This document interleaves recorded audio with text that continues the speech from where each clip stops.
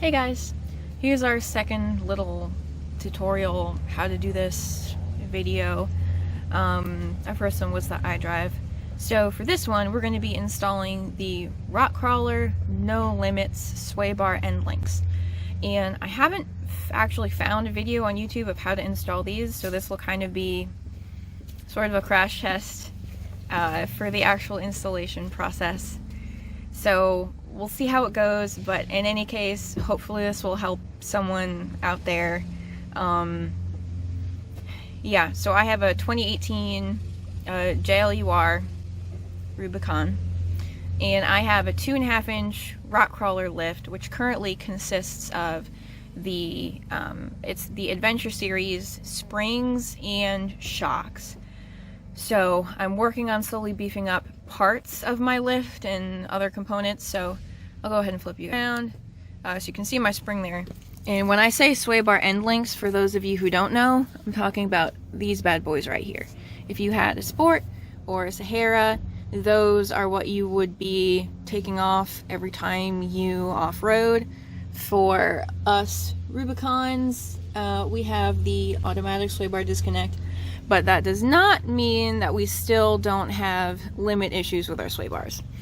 For those of us who want all of the flex, the sway bar end links are still a limiting factor. So we are going to go ahead and take those bad boys off and upgrade them.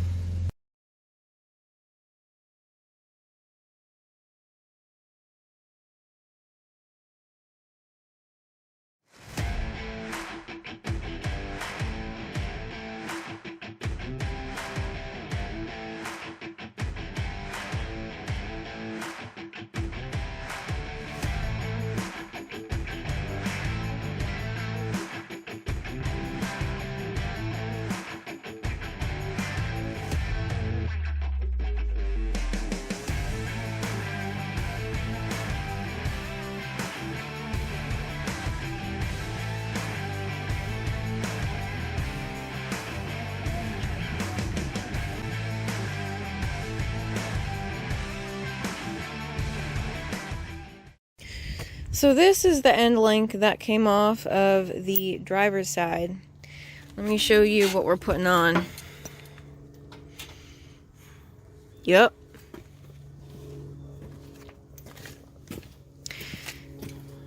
So this guy is just puny, and this is...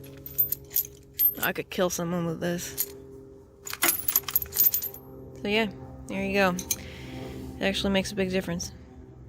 And you'll notice this one actually has joints that can move on both sides. Whereas this one is stationary. This can't rotate at all.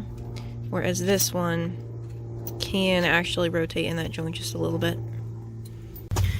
Hey guys, so we got the old ones off and the new ones on. It's a very, very simple install. Literally just bolts on. Now, we haven't done this before, so this is new for us, and something we're less familiar about is how to actually adjust it. I just watched some YouTube videos, you know, the YouTube Institute, or whatever we're calling that, and the consensus seems to be that when the Jeep is sitting level, you want the sway bar to be a little bit further up than level to the ground.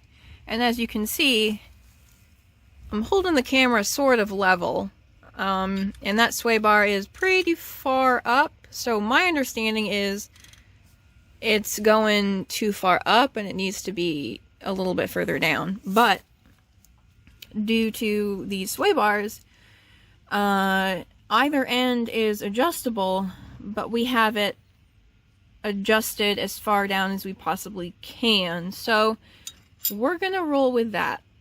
We're gonna see how it goes. I only have a 2.5-inch lift, so we'll see how it rides. Hopefully this is acceptable. If we need to adjust it any more, we'll take it down to our guy Doug down at Outlaw Off-Road. So we'll give it a try. We still have to tighten these down. We'll see how it rides. Yeah, so don't necessarily take what we say as the end-all be-all. Definitely do your own research, as I said before. we're new to this. This is our first time installing these on a Jeep, so definitely do your own research, speak to your own professionals. This video is just hopefully meant to provide a very, very rough guide and overview, and that's about it. Yeah, always do your own research. So we'll tighten this down, and then we'll see how it goes. Oh, yeah. Don't do that. Alright, so, as you may have noticed, we're in the back of my Jeep, and it is a very, very different day. It's cold. I'm wearing a hat. We're wearing different clothes. This is fine. It's January. So we installed the front end links. We're gonna do the rear now, so that's what you're gonna see now.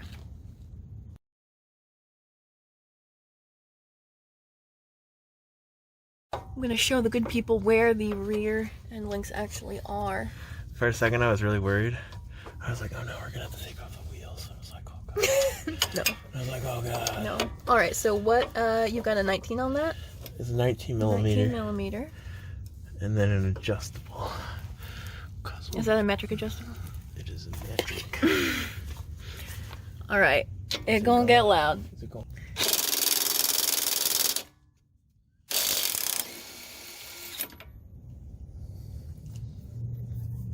Alright, that's one out. We're gonna go on an adventure. See, we need to actually have the end links to install the end links. So I have to find them. They in there? They in there? They in there? Oh. They in there? Hey.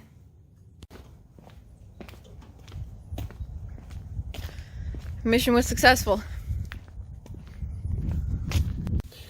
So check this out. We've somehow managed to get damage on the shock right here. Yep. And then also underneath here puts quite a beating on those control skids from our boys at RTech.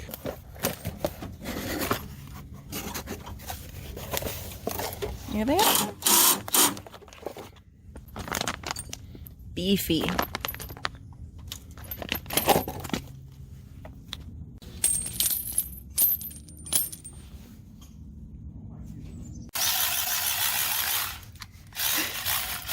And why are you excited? So excited. He just bought this tool and he's very excited.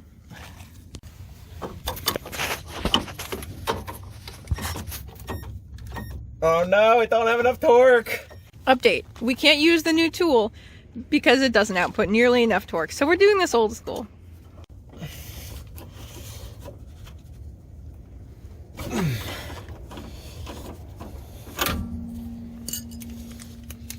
Now we're using the tool. Now we're using the tool.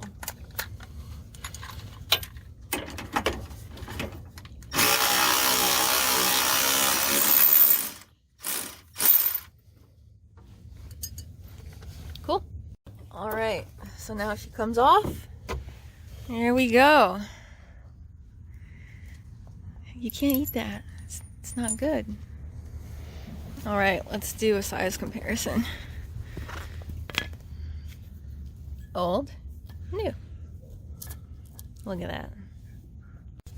Putting her in.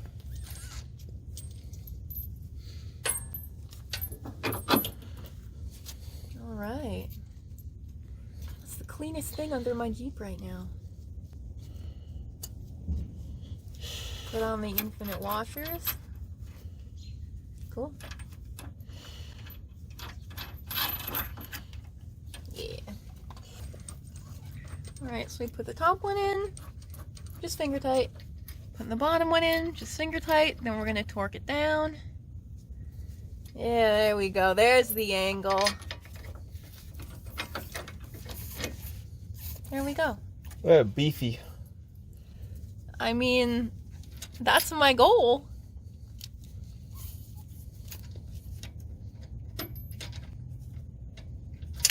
Oh, sad day. Okay.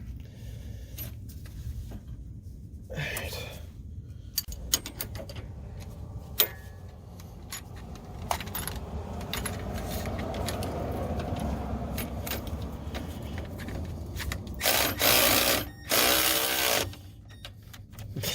That's so weak. We're gonna have to break out the big daddy. The biggins. The big one. Well, it's something. All right. I gotta get the Time big to get app. the big one. Are you excited that you get to use your big tool now? Yeah.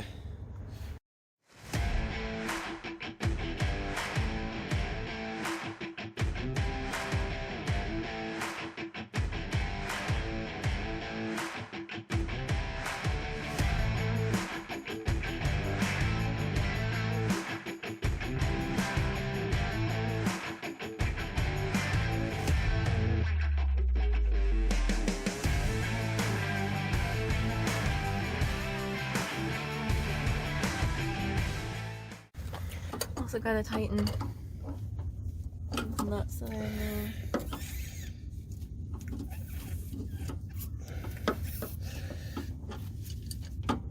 Okay, it's awfully hard to see, so I'll show you an example. These nuts here are free spinning right now, and he's torquing them down. Okay, so quick tour. Here's this one.